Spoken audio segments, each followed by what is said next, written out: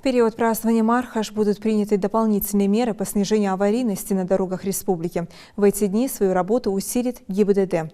Накануне праздников инспекторы обращаются к водителям с просьбой соблюдать правила дорожного движения, не превышать скорость и ездить без тонировки. Тонировка, она еще более снижает видимость места водителя. Соответственно, он не сможет оперативно отреагировать на дорожную ситуацию. И как результат может получиться дорожно-транспортное происшествие. Многие водители считают, что там есть такие обманчивые мнения, что тонировка там, она помогает где-то в каких-то моментах. Это все на самом деле не соответствует действительности. Кроме вреда пленка ничего не несет абсолютно. В темное время суток, как я уже ранее отметил, ухудшает видимость. Некоторые говорят, что в случае дорожно-транспортного происшествия пленка держит стекло и не позволяет травмировать водителя и пассажиров. Это тоже не более чем домыслы, потому что на самом деле производители автотранспортных средств закладывают безопасность в свои автомобили. Целые научные центры этим занимаются, и в доморощенной Кулибино, кроме вреда ни себе и транспортному средству, ничего таким образом не приносят. Ответственность за данное нарушение предусмотрена частью 3.1 статьи 12.5 Кодекса об административных правонарушениях. Сам штраф невеликий, но в случае невыполнения законного требования сотрудника госавтоинспекции об устранении нарушения, если просто сказать о снятии пленки, в отношении него наступает ответственность по части 1 статьи 19.3 Кодекса об административных правонарушениях. А там уже совсем другие штрафы, там от 2 до 4 тысяч рублей штраф, либо административный арест сроком на 15 суток.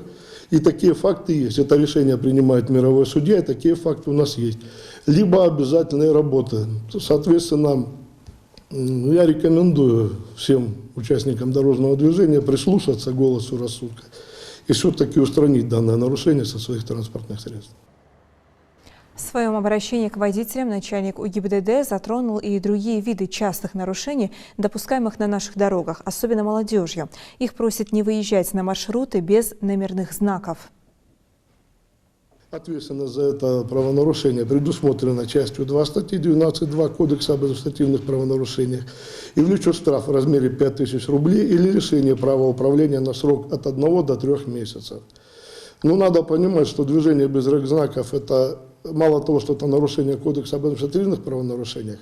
Мы все понимаем ситуацию в стране, у нас сейчас проводится контртеррористическая операция, соответственно, неизвестно, кто без регистрационных знаков передвигается, возможно, это люди, приверженцы радикальных движений каких-то, либо, грубо говоря, террористы, поэтому с этим моментом я бы не рекомендовал гражданам ездить без знаков, потому что они вызывают в любом случае повышенное внимание у правоохранительных органов. Даже если нет одного регистрационного знака, то ответственность в этом случае все равно наступает в отношении водителя.